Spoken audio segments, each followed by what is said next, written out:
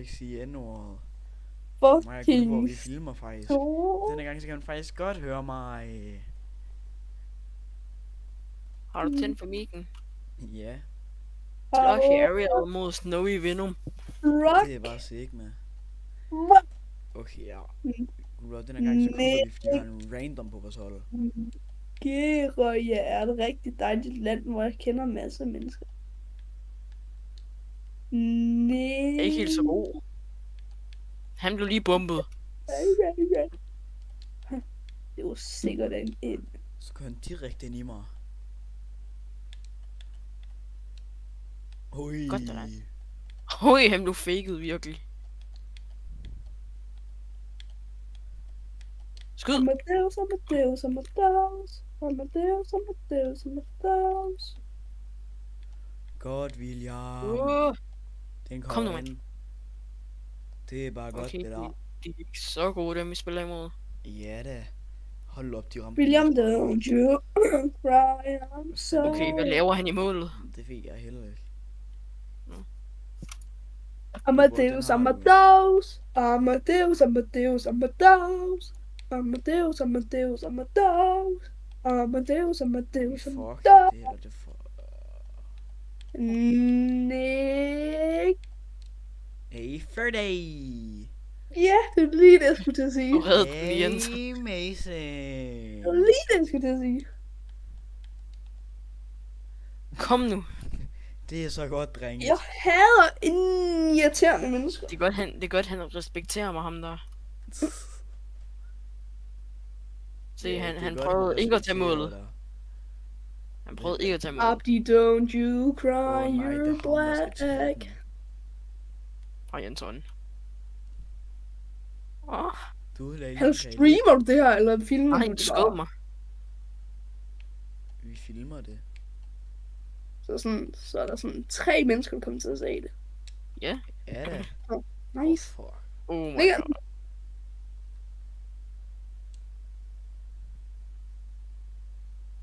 Du har en god pass, den der.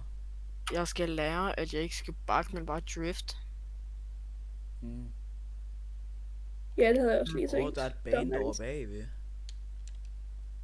En bane over bagved, hvad mener du? Et band over bagved.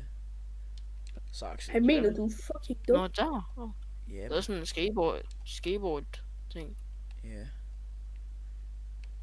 En KB, det er på den Rocket League bane, vi spiller på. Der er der et band, der spiller over bagved. Legends never die.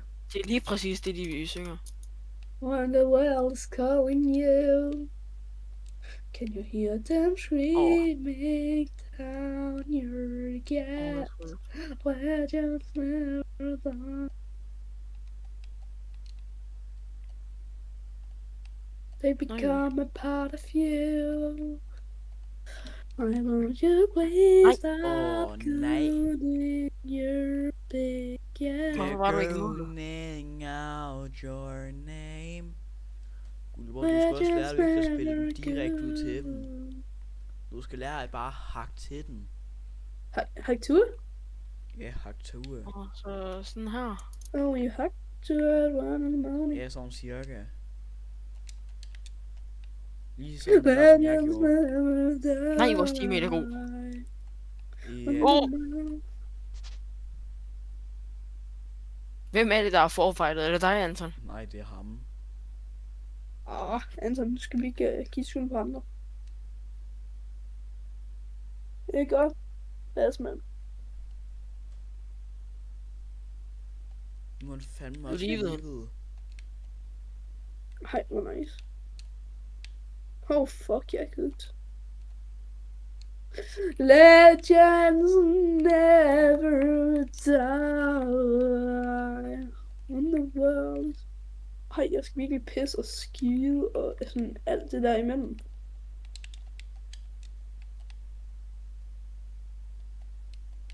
Det kunne jo allerede meget bedre uden ham.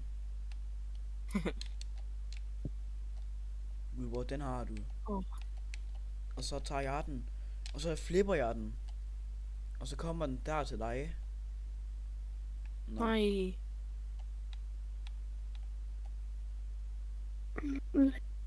Snydt! Han blev vist ikke helt snydt, ham der.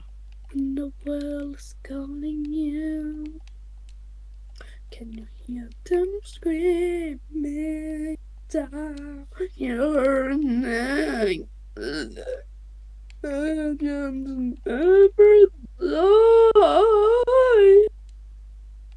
Det var mig, der lægger KP bare lidt.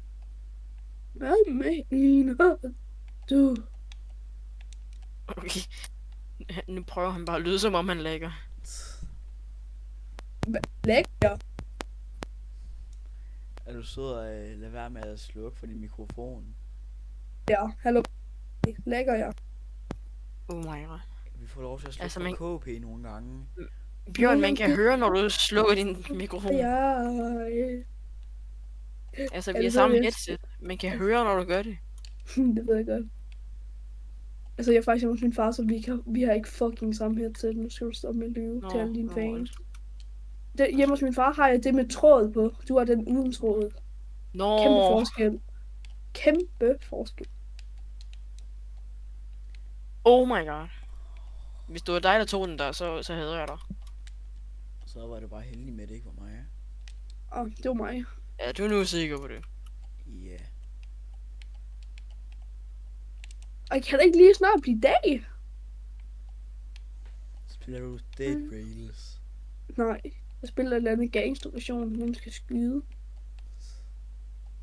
Skyde de sort, du ved. Det er jeg vant til. Okay, vi kan lige nå second chance. Ja. Hvad mindre vi kan nå at score 2 mål på under et minut. Det gør vi da, fordi da vi scorer lige nu på min pern. Hej. Og så bare pern. Og så gør jeg sådan her. Nej! Hvad fanden laver du? Okay, det var ikke min skyld. Det var det jo så bare. Nej, det var ikke. Altså, jeg synes også, du stod i vejen eller sådan. Hvad fanden laver du? Altså, enten du stod sådan ret meget i vejen. Det var ikke min skyld. Det var det jo. Nu må vi ikke lyve. Altså, han nåede den før mig, og jeg boostede så meget jeg kan. Hvad Ja, fanden laver det havde jeg du også sagt. Altså, hvad fuck tror lige du er, Bulbo? Du vil bare skynde dig Vi til filmer den nye på. gang. Jeg filmer ligesom. Nå, vi spiller også i en guldturnering nu. Er vi i en guldturnering nu? Ja. Let him never die. Rank. Det er sølvrank.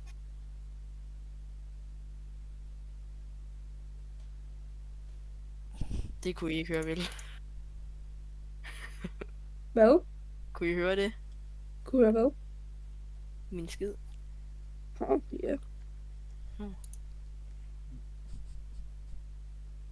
Var den ikke dejlig? 50-50. Jeg har lige fundet de der video, hvor du har vi drikker Grimace Shake. Nej. Kan du huske de der videoer, vi filmede? Om Guldborg. Kan du huske, da jeg lagde en story op med den der 1, 2, buckle my shoe? Oh hell no. Hvornår fuck har du gjort det? Sådan for 2 år siden. Hver gang du cooked. Ja. Husk, der var jeg lavet den der story op med den der film, du ved. Nej. Kan du ikke huske det? Nej. Ej, nu døde Anton. Eller Gulber, kan du ikke huske den story, jeg lavede op for ikke så lang tid siden? Nå ja. Ja. Var det meningen? Nej, skulle du ikke få, tror du selv? Tror du ikke gider lægge Spermegadon op? Og jeg var bare sådan, ved du godt, du har den der story? Fuck, man. Nej, jeg begynder næsten at græde. Man kan bare høre Victor sådan grine. Slutning. Hvad? Ja, altså Antons lillebror. Slutning? What are you talking about? Jeg ser lige, om jeg har de der videoer. Det tror jeg ikke, jeg har. Det burde jeg. Nej, jeg har også nogle segmenter billeder. Ej, hvor var jeg sådan nogle billeder, jeg virkelig føler mig. det gør du altid. Fuck, Piller, jeg så du ved. godt ud der. Jeg har fandme fået en kæmpe glow down. Ja. Jeg vil regne med mig.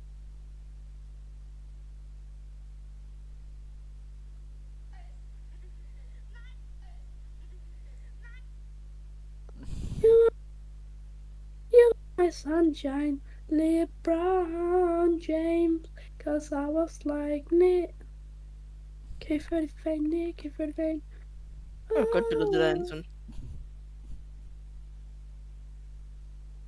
Jeg ser det, om jeg ikke får en godt billede.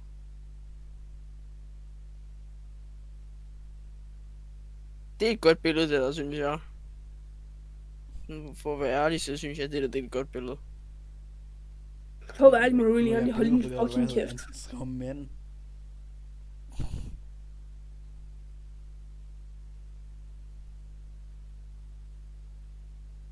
Nej, jeg føler mig på de der billeder. Okay, det var lidt mærkeligt, det der billede. Zombier. Fuck, jeg føler mig på det der billede. Hold godt. Det. Sidder bare i en kongetrone. Har ikke nogen flotte billeder. Nej, der er jeg flot. Nej, jeg har ikke det der virkelig føler en billede. Ui.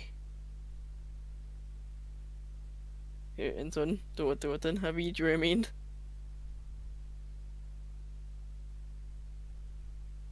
Snif, snif. Nu bliver det mørkt. Nu kommer alle nierne frem. Ja, KP er stadigvæk... Find mig. Ja. Ja. No. Nu har jeg filmet en kvarter. Guys, jeg mente, de sorte kommer altid frem, når der er mørkt. Stjælet fra dig. Aldrig Generating gå ud, når der er bracket. mørkt.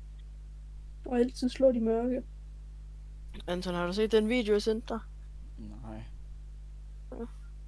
Det var den video, jeg mente.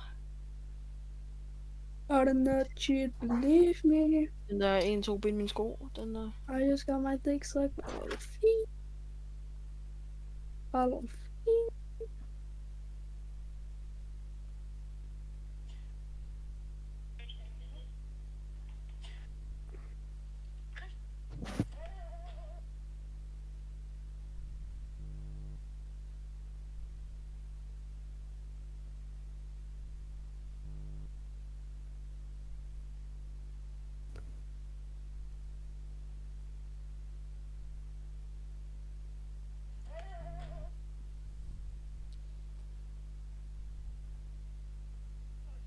Hvad fanden er det?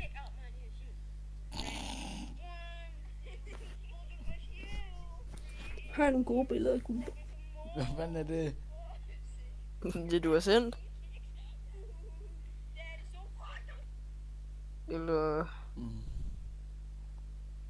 Hvad fanden? Har du set min flotte video? Ja, den der var 1 sekund.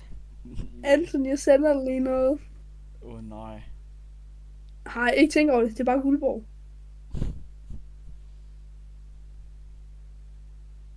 Truck spotting. Hvorfor kan jeg ikke finde dig? For helvede, Anton, hvorfor har du filmet det?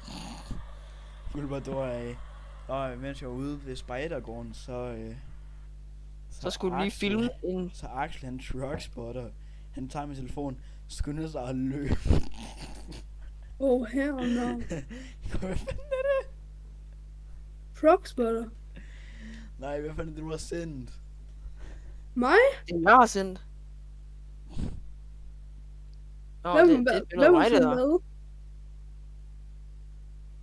Hvorfor har du sendt et billede af mig? Det var ikke mig. Vi er sammen med Hard Rock. Wow! Det er et godt billede. Det må vi være ærlige og sige er et godt billede.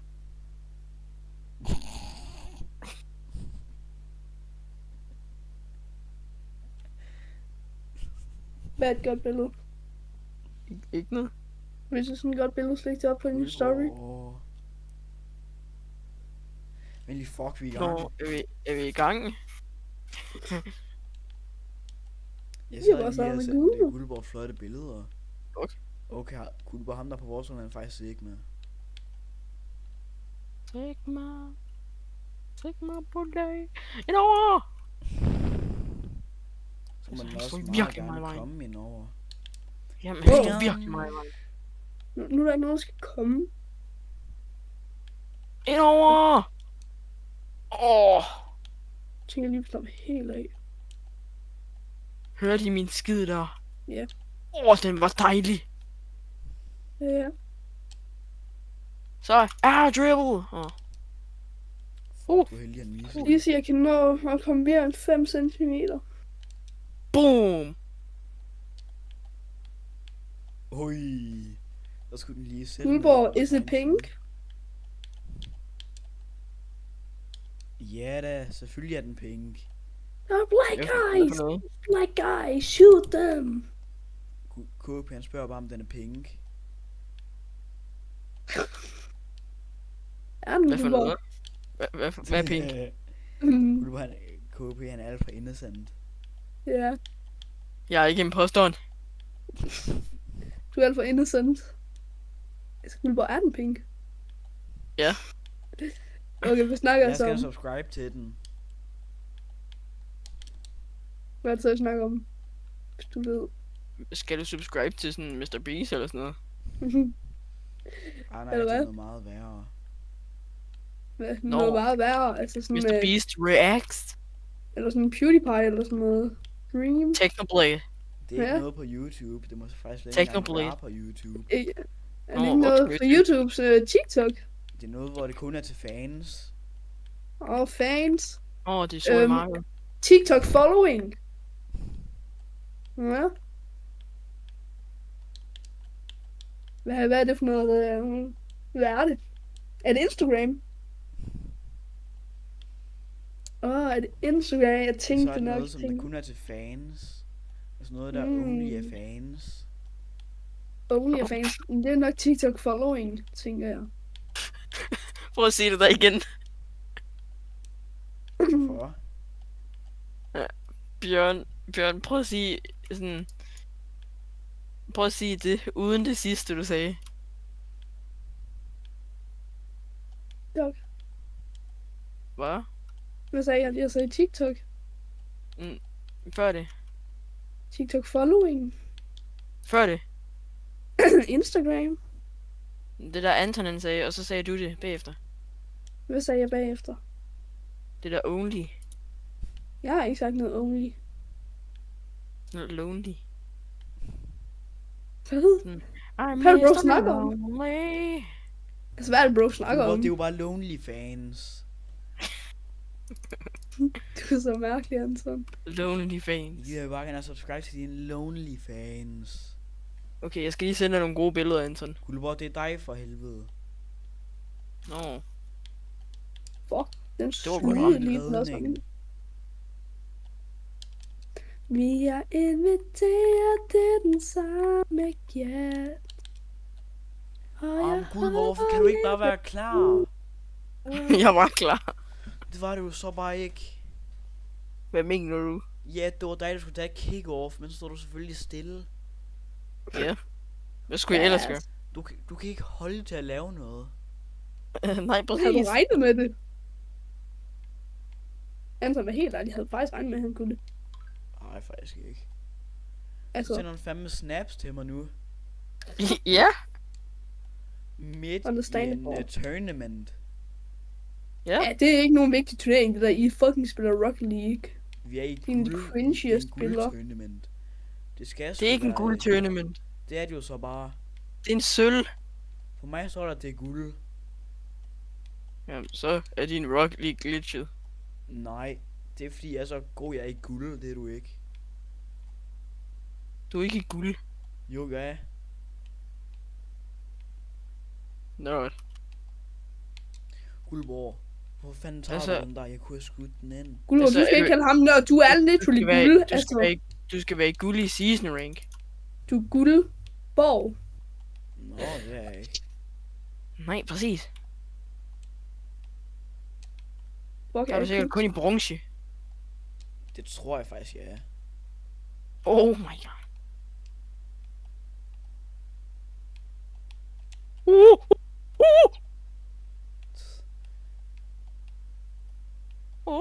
Men Gulber, Sagt det! hvorfor er det, at din Lonely Fans, den er pink?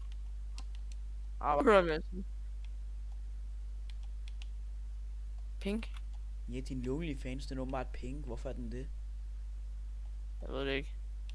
På grund af, at jeg har customized den.